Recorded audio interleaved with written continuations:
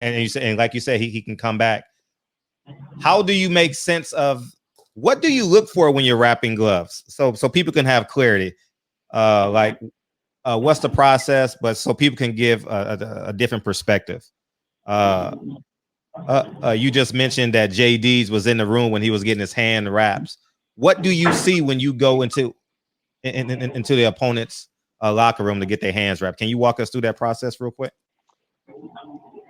Yeah, absolutely. Well, the first thing is, before you get in there, the commission take a look at the wraps and the tape. He take a look at both of those things before the trainer goes in there. But once we go in there, we see everything sitting on the table or wherever they put it at. So then, as the guy is rapping, if it's something I see that's illegal, then I have to point it out to the inspector. Right. And most of the time I just wrapping hands. Okay, there's no problem with the guards. Basically with the guards, it's just to cover, different parts of the hand. So that's no problem. What some people have problems with is the tape. You're supposed to have tape an inch behind the knuckle. Some people try to put it directly on the knuckle. So that's illegal to put tape directly on the knuckle. It's got to be an inch behind it. And most people, that's where the problem happens at right there when they get too close to the knuckle. And so you just tell the inspector, could you check that? And the inspector will check it if you have a problem with it. But let me tell you something. Of all the fights that I've been involved in, I've never seen that. I've never had a problem with somebody trying to cheat with putting the tape over the knuckle. Especially when you have an inspector there. You know, and most trainers are really good at, you want to protect your fighter's hand, but also most trainers are good at at doing the thing the legal way, you know. And so once you sign off on the rap and you leave, now it's up to the inspector to make sure nothing else happens with the rap. That's their job. And Yes. also their job is to inspect the gloves. They have to inspect the gloves thoroughly. They give you the gloves when you walk in. Take a look at these gloves. If you see anything that you don't think is right, then give them back to me, and then I'll call the head inspector in and let him come in, and then y'all can discuss it. And normally, what they do is they weigh the gloves. They're not going to give you gloves that's not weighed or that they feel something is torn on it or whatever. They do almost every place you go to, the inspectors do a good job at what they're supposed to do. So you know, I don't see what the discrepancy is with the with Tyson Fury's gloves. They still were saying something was wrong with the gloves. But then you got to take that up with the inspector because your guy looked at the gloves, your manager looked at the gloves, and if he didn't see anything, then if he saw something, he should have said something. Now, when you after you put the wraps on, how you go back to your locker room and they glove up on their own, and what's the time Well, frame typically? I'm sorry, go ahead.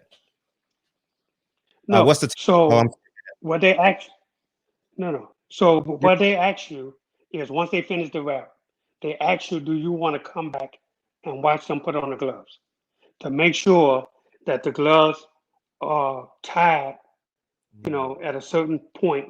That you can't skin the gloves like you could back in the early '80s and early '90s. You could skin the gloves, but now it's illegal to skin the gloves. But the inspector doesn't leave the fighter. The inspector is with him. If he has to go to the restroom, the inspector has to go to the restroom. That's just the way it is. You know. So, but a lot of times, if it's a championship fight, yeah, I send somebody back unless I do it myself to go and watch them put on gloves. Just to make sure everything is, but I trust, like if I'm in Vegas or New York, Vegas and New York are the strictest at both things. They really strict. And you know, and a lot of times I say, you know what? No, these guys know what they're doing. So I don't even mess with even trying to send somebody to go watch them put the gloves on. Mm. Okay. Have you seen the Tyson Fury gloves? Have you seen what's been going on online, and what you have an opinion on that? Oh yeah. What What do you are think? you still talking about Mark Breland and Deontay? No, no, yeah, I'm talking about Tyson Fury's gloves itself. Have you seen Tyson Fury's gloves that's been online? No, I haven't seen that. I haven't seen it. Okay, okay, so you don't know. DB, you want to follow up on that? Or you want to? No. I'm good on that right there. But I do want to ask Coach about Justin Paul though versus Raleigh Romero. Whatever happened to that? Well, man, that was something that as a trainer, I've never been through that in my life. You know, Justin, I've been trying to get Justin to move up in weight for the last year and a half. And he didn't want to. He wanted to stay at 135. So I said, okay, no problem. So when the opportunity came for us to fight Rolling, I thought it was a great fight for him. He thought it was a great fight also. And so, but he always, speak to his dad about every fight that he has. And they came back to me and say, let's do it. It's a good fight. So I told him, I say, before we leave, we got to make sure, we're no more than 1 or 2 pounds overweight. So he said, okay, no problem. So about 3 days before we left, you know, I don't have a scale in the gym. So he has a scale at home. I said, look, you need to tell me where we are right now. And so he told me, say, I'm 3 pounds over. I said, you're perfect. 138 is perfect. So, because Wow. when we leave, I say, we got to be close and we have to be there on weight because it's cold up there and we don't have access to a sauna or anything. So I said, let's just make sure that we're there. He said, okay. So when we left, he said, I'm on weight. He said, I'm 3 pounds over. So I thought that was perfect. So when we got there, you know, I put him on the scale and he was like 5 pounds over. So said, okay, so, we still got time. We had a bunch of time. So, we know how to eat right. We know what to do. So anyway, he was trying as best he could. And then when it's time for the weigh-in, on the night before the weigh-in, he was like 2.5 pounds. So I say, man, if I tell you wake up in the morning, you'll lose at least a half a pound. So we'll get 2 pounds off easy, you know. So we having jumping in the shower, we're doing things that we're supposed to do to get it off. So now it's time to go to weigh-ins. So I get him, I say, come on, let's go. So we go to the weigh-ins and he's walking like something is wrong with him. So I said, what's wrong? He said, I think it's my kidney. He said, my on both sides. He said, my kidneys are killing me. I said, well, you're dehydrated. It's what it is. So I say, don't eat or drink nothing. Just wait until after the weigh-ins and then we'll see, what's going on.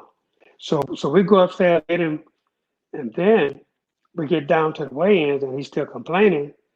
So he get on the scale and it was still 138.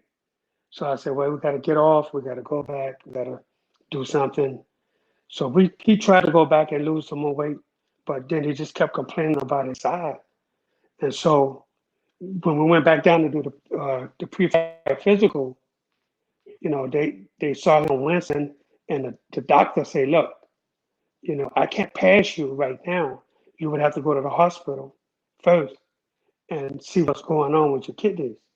And then we could pass you. But it never got to that point because the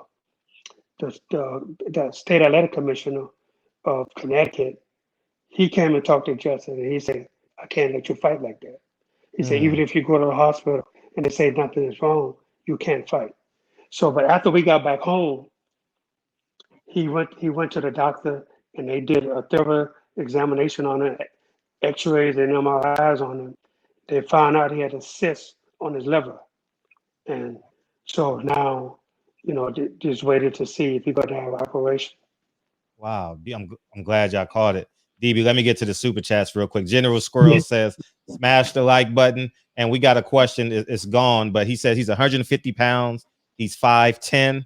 What's some great weight loss things that he can do? He said he's on the slender side. He's 5'10", 150 pounds. Now he was saying what weight class should he get down to? Oh, How what much weight should he? what weight class should he go down to? He's 5'10", 150 pounds walking around. Well, I mean, if he has no problems with 147, I suggest he make 147.